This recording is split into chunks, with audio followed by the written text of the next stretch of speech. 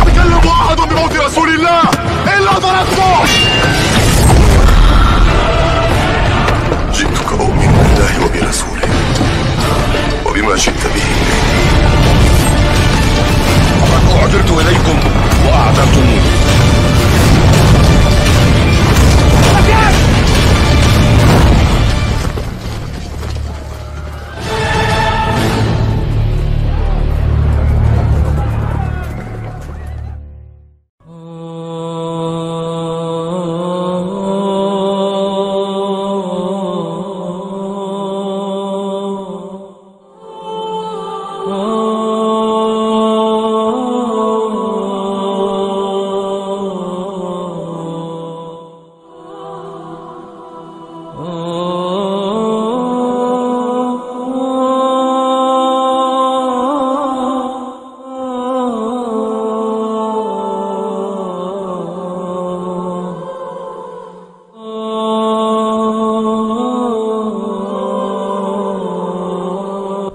Umat Islam dalam perjalanan sejarahnya banyak mengalami pasang surut, terutama kalau kita berbicara tentang konflik peradaban di atas muka bumi ini. Dan telah menjadi ketetapan dari Allah Subhanahu wa taala, menjadi bagian dari rukun iman kita terhadap qada dan qadar Allah. Ketika Allah Subhanahu wa taala menurunkan satu surah pada Nabi kita Muhammad sallallahu alaihi wasallam pada periode Makkah. Ketika Nabi sallallahu alaihi wasallam diperintahkan oleh Allah untuk Isra dan Mi'raj, untuk mendapatkan kewajiban perintah salat 5 waktu, maka Allah turunkan surah Al-Isra kepada baginda Rasulullah Muhammad sallallahu alaihi wasallam dengan menunjukkan seluruh tanda-tanda kebesaran atau ayat-ayat Allah linuriyahu ayatina. Di antara tanda-tanda kebesaran Allah pada malam peristiwa Isra dan Mi'raj Rasulullah sallallahu alaihi wasallam, kita tidak perlu lagi menjelaskan bagaimana kronologinya Isra dan Mi'raj ini, bagaimana Rasulullah SAW menerima kewajiban perintah salat 5 waktu itu.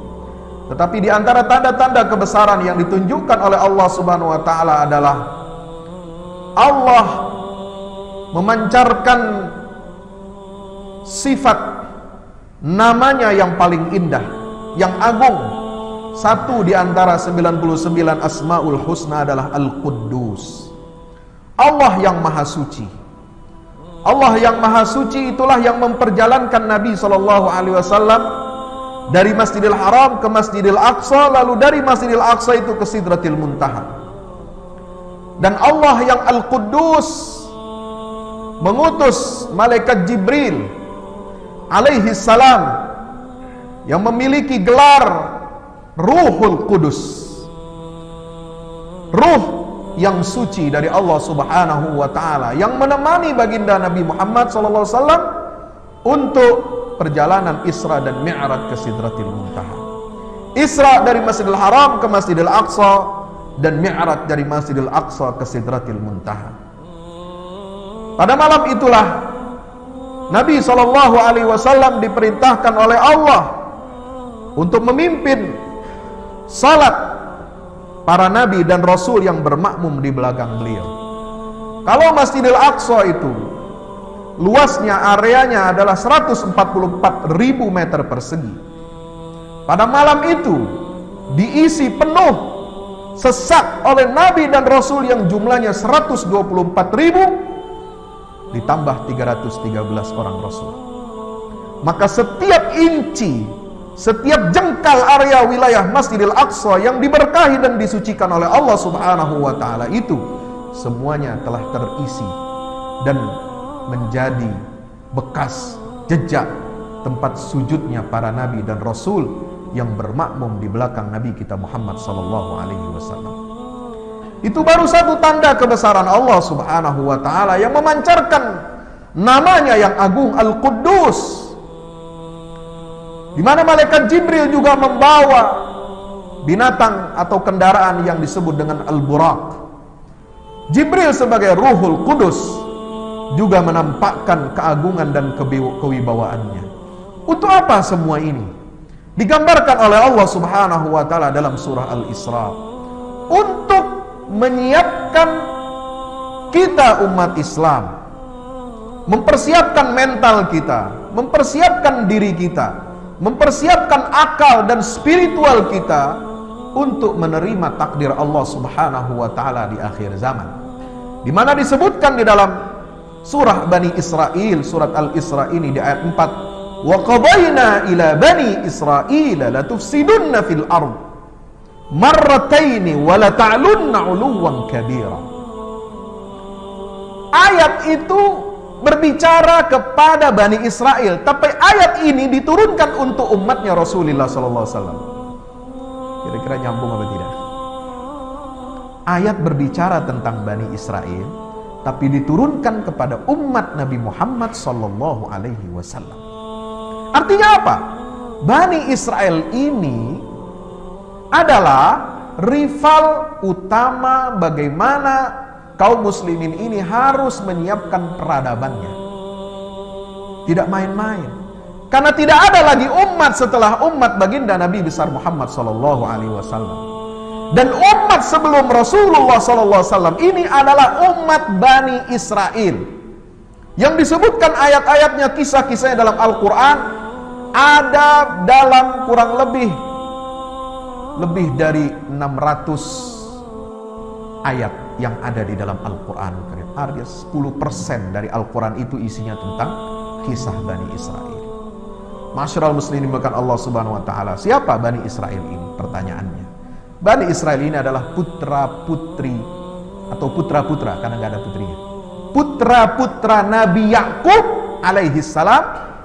Yakub itu sendiri adalah cucu daripada Nabi Ibrahim alaihissalam. Ayahnya adalah Ishak. Ishak adalah putra Nabi Allah Ibrahim alaihissalam. Cucu Nabi Ibrahim ini adalah bernama Yakub, yang disebutkan dalam ayat-ayat Al-Quran dengan indah bagaimana wasiatnya kepada putra-putranya. Wa wassa biha Ibrahimu banihi wa Yaqubu innallaha astafa lakumud dina fala tamutunna illa wa antum muslimun. Ingatlah ketika Nabi Ibrahim berwasiat kepada putra-putranya. Demikian pula Yakub. Langsung disebut setelah Ibrahim, Yakub, padahal Yakub adalah cucunya. Apa isi wasiat Nabi Ibrahim kepada putra-putranya dan Yakub kepada cucu-cucunya, kepada putra-putranya? Sesungguhnya Allah telah memilih untuk kalian satu agama, satu kebenaran yang datang dari Allah Subhanahu wa taala. Agama itu adalah Al-Islam, yang dijelaskan oleh Allah dalam surat lain, dalam ayat yang lain di surah Ali Imran, innad dina indallahil Islam. Sungguhnya agama satu-satunya yang diridhai oleh Allah adalah Al-Islam. Artinya apa? Nabi Ibrahim bukan bapak semua agama. Keliru besar. Nabi Ibrahim adalah bapaknya para nabi, dan Nabi Ibrahim hanya membawa satu agama, yaitu Al-Islam, yang satu-satunya diridhai Allah Subhanahu wa taala. Agama itu pula yang diwasiatkan kepada semua putranya, dan cucunya mewasiatkan agama Islam ini kepada putranya, yaitu kepada Nabi Yakub alaihissalam. Dan Yakub mewasiatkan agama yang satu ini, yang benar, the only one religion, yang diakui oleh Allah Subhanahu wa taala. Catat, diakui oleh Allah, bukan oleh manusia. Innallaha astafa lakumuddin fala tamutunna illa wa antum muslimun. Jangan kalian mati kecuali kalian dalam keadaan muslim. Nabi Yakub punya 12 putra dari 4 orang istri. Istri yang pertama namanya Leah. Leah ini memiliki dari hasil dari suaminya yang bernama Yakub alaihissalam ini melahirkan 6 orang putra. Robin, Shimon, Levi, Yehuda, Yasakir, dan Zobolon. Kemudian dari istri yang kedua, Rahel. Inilah lahir Nabi Yusuf, atau yang dikenal dengan kitab Perjanjian Lama dan Baru itu Joseph, dan Bunyamin, atau yang biasa kita sekarang dengar istilah Benjamin. Dari istri yang ketiga, Zelfa, itu melahirkan sosok anak yang bernama Gad dan Asher. Dan yang keempat dari istri yang bernama Belha itu, lahirlah 2 orang putra yang bernama Dan dan Neftali. Inilah puak-puak Bani Israel. 12 keturunan Nabi Yakub dari 12 orang putranya inilah yang kemudian melahirkan satu bangsa yang disebut bangsa Israel. Bani Israel di dalam Al-Quran disebutkan bahwa mereka diberikan karunia oleh Allah Subhanahu wa taala berbagai macam anugerah, kenikmatan-kenikmatan dari Allah. Maka ketika mereka menyimpang dari garis agama wahyu, dari agama Islam yang dibawa oleh Nabi Ibrahim, dilanjutkan oleh putranya Ismail dan Ishak, dilanjutkan lagi oleh Yakub, dilanjutkan kepada Yusuf, lalu sampai kepada Nabi Musa, sampai kepada Nabi Daud dan Sulaiman, sampai kepada Nabi Isa alaihi salam. Allah mengingatkan ketika mereka menyempal, maka sempalan dari Bani Israel yang beragama Muslim Islam inilah yang disebut dengan Al-Yahud. Jadi istilah Yahudi dalam Al-Quran tidak seidentik, tidak sama dengan Bani Israel. Bani Israel dalam Al-Quran memiliki konotasi yang masih netral. Tidak ada kecaman, kalaupun ada sedikit. Tetapi kecaman yang paling banyak untuk Bani Israel yang murtad dari agama Islam, itu untuk istilah Al-Yahud. Maka di dalam Al-Quran, saudara jamaah yang dirahmati Allah Subhanahu wa taala bisa periksa dalam ayat Al-Quran, kata-kata Al-Yahud dan Alladzina hadu itu semuanya kecaman negatif, menandakan kekufuran mereka dari agama Islam. Qalatil yahudu Uzairun ibnullah wa qalatil yahudu wan nasara nahnu abna'ullah. Yahudi berkata Uzair adalah putra Tuhan. Yahudi dan Nasrani berkata bahwa kami adalah putra-putra Allah dan kekasih-kekasih Allah. Ini menunjukkan bahwa mereka memiliki keyakinan yang eksklusif dan menjauhkan rahmat Allah dari bangsa-bangsa lain yang ada di atas muka bumi ini. Maka antitesa dari ajaran Yahudi yang sudah menyimpang dari Islam itu, datanglah syariat Islam yang dibawa oleh Nabi kita Muhammad SAW yang menegaskan bahwa Islam itu adalah rahmatan lil alamin. Dia menjadi rahmat, dia menjadi mercy to the world, tanpa membeda-bedakan etnis, ras dan suku bangsanya. Itulah Islam yang kita peluk, yang diwariskan dari Nabi Ibrahim alaihi salam sampai kepada Nabi kita Muhammad sallallahu alaihi wasallam. Inilah nikmat yang besar dari Allah. Ketika Allah menyatakan, mendeklarasikan dalam surah Al-Maidah ayat 3, dan ayat ini turun ketika Nabi haji wada, dan beliau sampaikan dalam pidato perpisahan beliau saat haji wada itu di tahun ke-8 Hijriyah. Nabi SAW bersabda dalam Allah menurunkan firman-Nya ketika haji wada itu. Apa kata Allah Subhanahu wa taala? Al-yauma akmaltu lakum dinakum wa atmamtu alaikum ni'mati wa raditu lakumul Islam madina. Hari ini aku telah sempurnakan untuk kalian agama bagi kalian, sistem hidup bagi kalian yang telah diwahyukan kepada seluruh nabi-nabi dan rasul dari Nabi Adam sampai Nabi kita Muhammad sallallahu alaihi wasallam. Aku sempurnakan untuk kalian nikmatku dan aku telah meridhoi Islam ini menjadi agama bagi kalian. Penegasan terakhir dari Allah Subhanahu wa taala bahwa dinul Islam ini adalah agama yang satu-satunya yang diridhoi oleh Allah Subhanahu wa taala, dan inilah yang harus dipegang teguh oleh umat Nabi Muhammad sallallahu alaihi wasallam.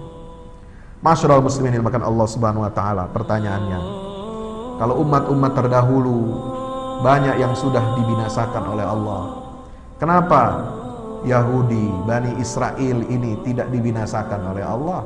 Inilah bagian dari rukun iman kita kepada Allah Subhanahu wa taala.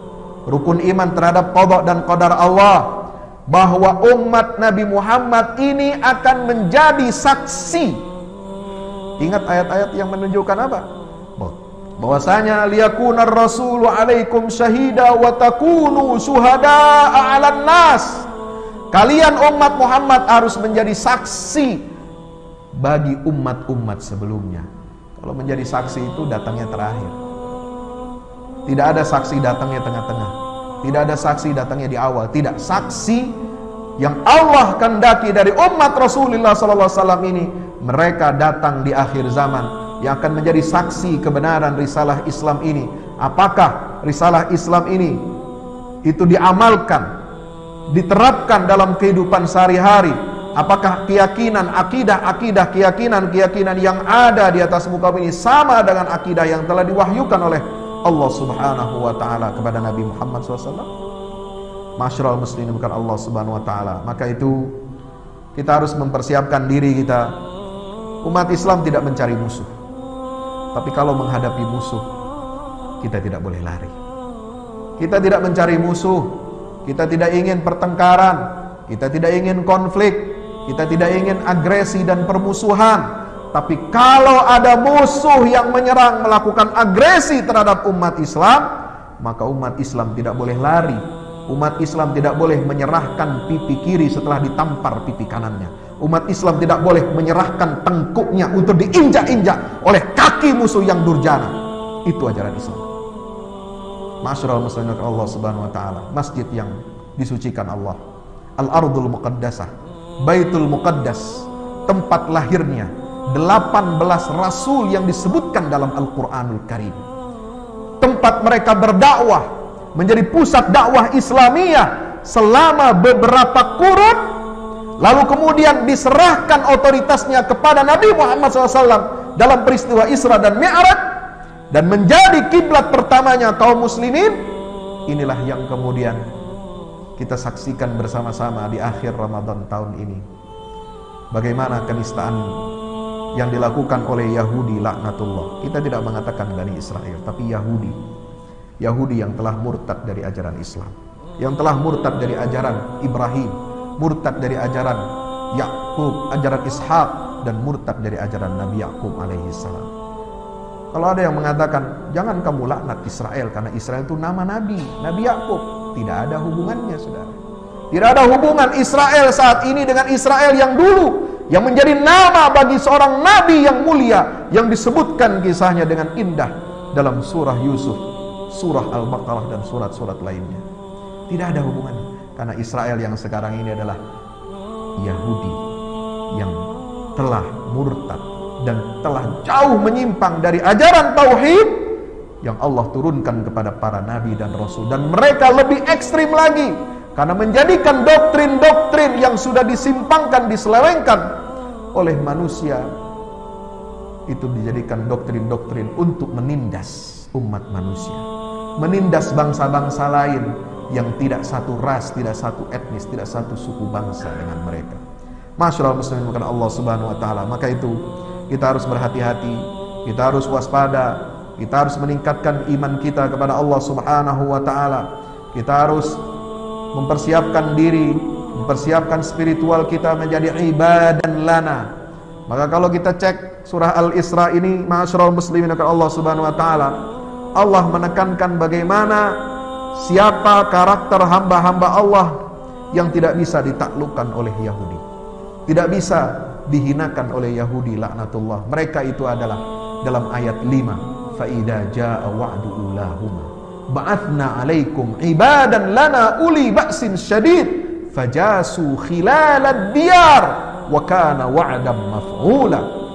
Hamba-hamba Allah yang kuat, yang memiliki tauhid, yang memiliki ubudiyah, yang memiliki ikatan kuat terhadap syariat Allah Subhanahu wa ta'ala, yang memiliki kekuatan ilmu, kekuatan ekonomi, kekuatan politik, kekuatan senjata, inilah yang akan menang melawan mereka.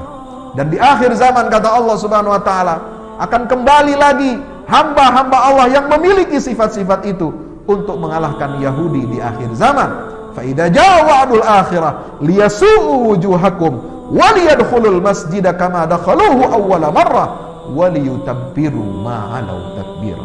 Apa yang kita saksikan di saat-saat seperti ini?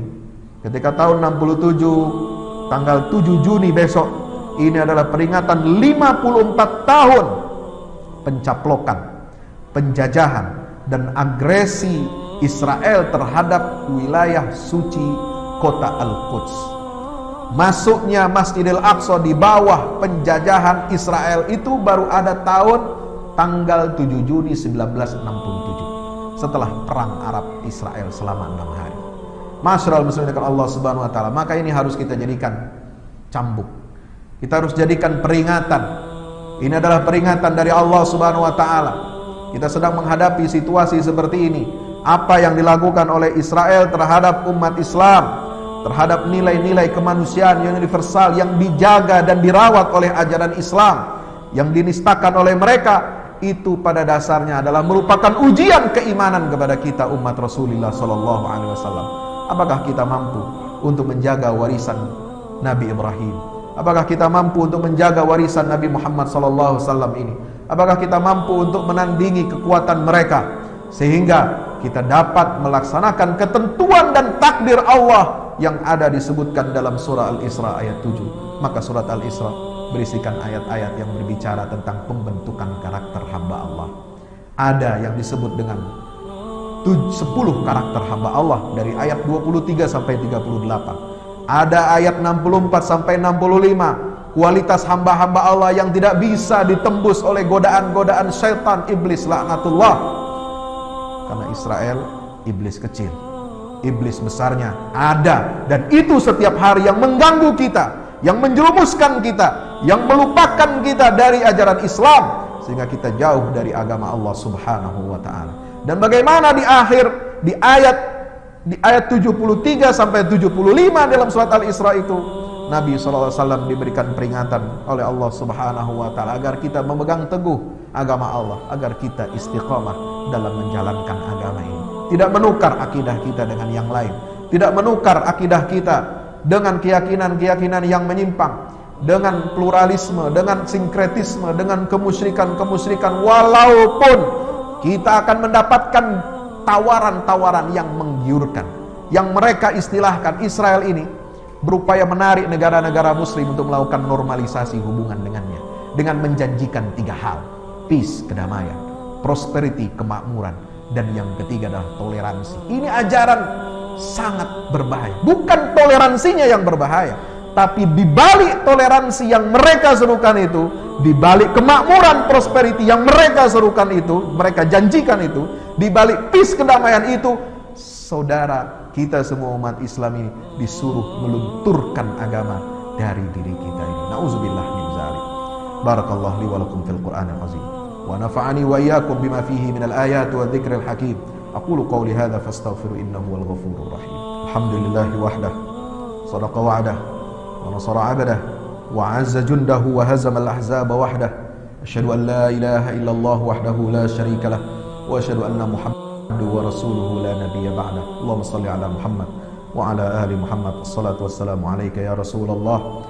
Ibadallah, ittaqullaha haqqa tuqatih wa la tamutunna illa wa antum muslimun. Hadirin masyarakat nikmati Allah, apa jalan keluar kita? Apa solusi yang Allah berikan di dalam surah Al-Isra ini untuk kemenangan kita menghadapi pertarungan konflik peradaban di akhir zaman ini? Satu-satunya solusi yang Allah berikan di dalam surat Al-Isra adalah kita harus berpegang teguh kepada Al-Quran. Inna hadzal Qur'ana yahdi lillati hi aqwam, ayat 9 surat Al-Isra. Qul la in jitama'atil insu wal jinnu ala ayatu mithli hadzal Qur'an wa laqad sarrafna fi hadzal Qur'ani lin-nasi min kulli mathal. Ayat-ayat yang mendorong kita untuk berpegang teguh kepada Al-Quran ini, karena kita diyakinkan oleh Allah bahwa Quran ini satu-satunya kitab wahyu yang orisinil, dijamin kebenarannya oleh Allah Subhanahu wa taala. Kitab inilah yang menjadi sumber kekuatan kita.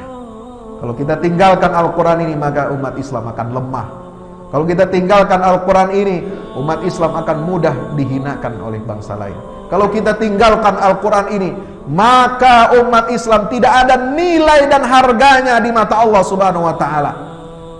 Maka mohon maaf, jangan sampai ada pilihan pertanyaan, mau pilih Pancasila atau pilih Al-Quran, karena ini pertanyaan yang kurang ajar. Ini pertanyaan tidak benar. Pancasila tidak apple to apple dengan Al-Quran. Kalau mau disejajarkan, pilih Pancasila atau komunisme, karena dia sama-sama ideologi buatan manusia. Pilih Pancasila atau liberalisme, itu baru benar. Tapi Pancasila ini menjunjung tinggi nilai-nilai agama, nilai-nilai ketuhanan yang Maha Esa, dan itu selaras dengan Al-Quran. Satu hal yang selaras tidak boleh dibanding-bandingkan dan tidak boleh salah satunya dikerdilkan. Mari kita berdoa kepada Allah Subhanahu wa Ta'ala pada hari Jumat yang mulia ini. Mari kita sama-sama memohon agar kita diberikan istiqamah oleh Allah Subhanahu wa Ta'ala, tetap dalam hidayah iman dan Islam. Allahumma salli ala Muhammad wa ala ali Muhammad. Allahumma ighfir lil muslimin wal muslimat wal mu'minin wal mu'minat al ahya'i minhum wal amwat innaka ya rabbana sami'un qaribun mujibud da'wat. Allahumma ansuril islam wa izzal muslimin wa ali bi fadlika kalimatil haqqi ila yaumiddin. Allahumma ansur man nasara ad-din wa khudhul man khadhala al muslimin. Allahumma arinal haqqa haqqan warzuqna ittiba'ah wa arinal batila batilan warzuqna ijtinabah. Rabbana zalamna anfusana wa illam taghfir lana wa tarhamna lanakunanna minal khasirin. Rabbana la tuzigh qulubana ba'da idh hadaytana wa hab lana min ladunka rahmah innaka antal wahhab. Rabbana atina fid dunya hasanah wa fil akhirati hasanatan wa qina adzaban nar. Wa sallallahu ala nabiyyina Muhammad wa ala alihi wa sahbihi wasallam walhamdulillahi rabbil alamin.